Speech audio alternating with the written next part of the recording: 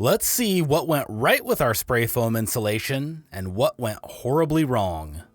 Welcome to the Hippie Geeks and our Schoolie Conversion Soul the Sun Chaser. Let's dig in to this week's project. We are planning to sleep in the bus this winter, so we are trying to get it ready before the cold weather arrives. One of the biggest parts of that is getting the bus insulated.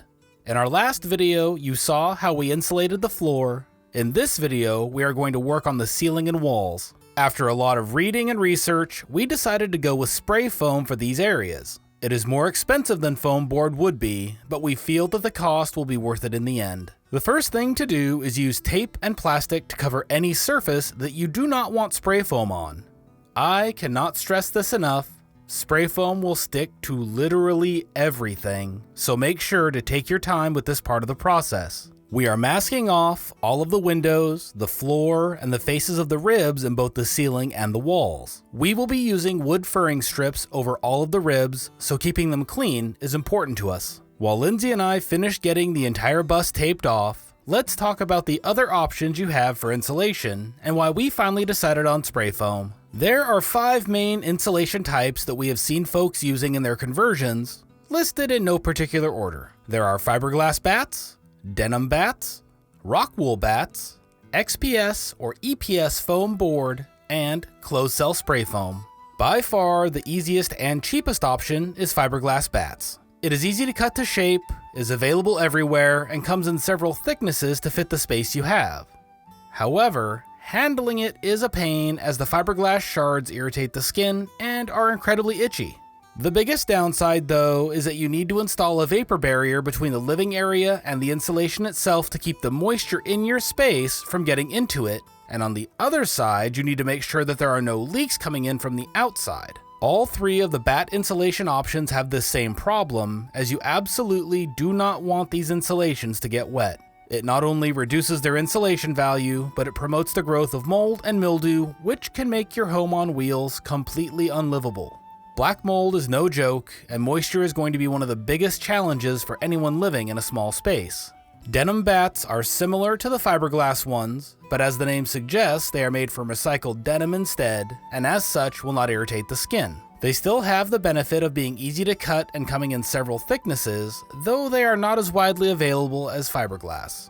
It also costs nearly twice as much as fiberglass and suffers from the same moisture issues. The last of the bat insulations is rock wool and was something that we seriously considered. It is an excellent insulator, is very hard to burn, and has great sound deadening properties. However, it costs nearly 3 times as much as the fiberglass, is even less widely available than the denim, and suffers from the same moisture issues. What we see most often in other builds is the same thing that we used for the floor, closed cell foam board insulation. You do not want to use an open cell foam because of the same moisture issues that you face with bat insulations, but either EPS or XPS foam board insulations work well. It is super easy to work with, is widely available, and can fit into just about any space. It is pretty affordable, though you do need to factor in the cost of the small cans of spray foam to seal all the edges of each board and keep thermal transfer to a minimum. It can be hard to get a perfect seal though, which can lead to condensation behind the foam boards and again, mold and mildew issues. Finally, there is closed cell spray foam. Let's get this out of the way first. It is super expensive. It is far and away the most expensive option. The first kit we bought was a 600 board foot Tiger Foam kit, and it cost us $700 shipped to our door. What that means is that the kit will cover 600 square feet in a 1-inch thick layer, giving an insulation value of R7. 1 inch thick is not much. The ribs of the ceiling and walls are almost 2 inches if you want to fill them completely, which means that one kit is only going to cover 300 square feet at that depth, and if you want an even thicker layer, it will cover even less. With that said, however, spray foam is amazing. When properly applied, it will form its own seal, adhering to the skin of the bus and preventing condensation from forming on that surface. It is incredibly good at sound deadening and is not terribly hard to apply, though it is very, very messy.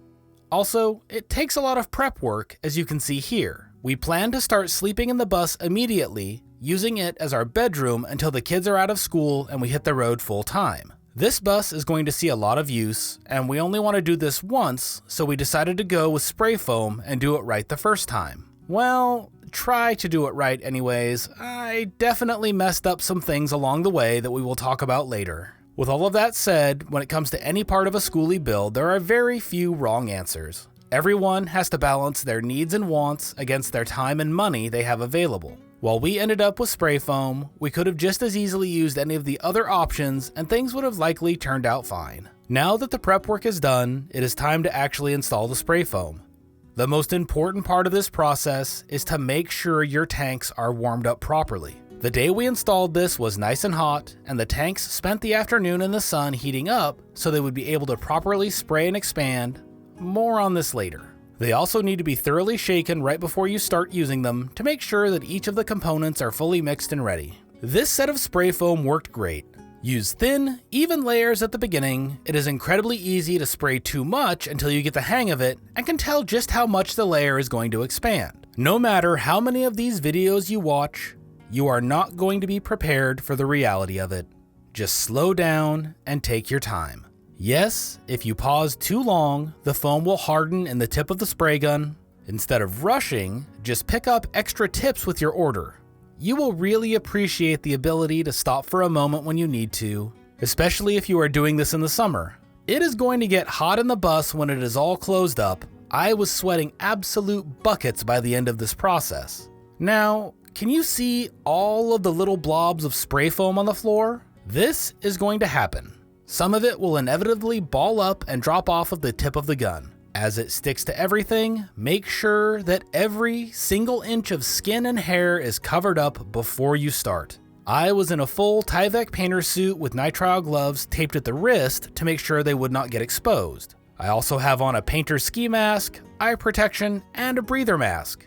You absolutely will need all of this, and do not skimp on it. The foam will be all over you by the end of it, and the fumes are going to be pretty terrible. You may notice that I am leaving several of the center ceiling panels blank during this process. That was intentional, as next year we will be punching several skylights into the roof, and in the interest of not being wasteful, we left those spaces blank. It was a nice thought, and allowed us to cover the rest of the bus in spray foam, which made us pretty happy. However, weeks later when we started sleeping in there, those panels started condensing water like crazy, and we knew we had to get them covered before winter. We bought another 200 board foot kit to fill in those areas, along with a couple of low spots that we noticed. However, we ordered it a month later, and late September in Oregon is considerably cooler than early August in Oregon. The high during the day was 77 degrees, and to warm the tanks up, we just left them out in the sun again, and this time it didn't work. The center of the tanks were not nearly warm enough, and we got less than half of the coverage than we expected.